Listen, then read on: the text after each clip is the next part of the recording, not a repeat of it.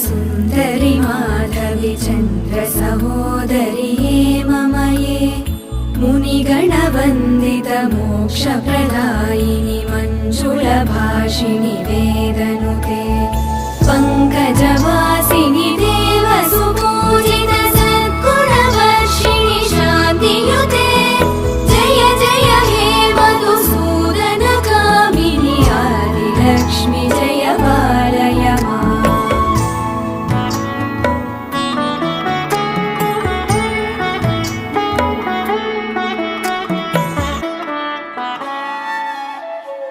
अयि कलिकल्मषनाशिनि कामिनि वैदिकरूपिणि वेदमये क्षीरसमुद्भव मङ्गलरूपिणि मन्त्रनिवासिनि मन्त्रनुते मङ्गलदायिनि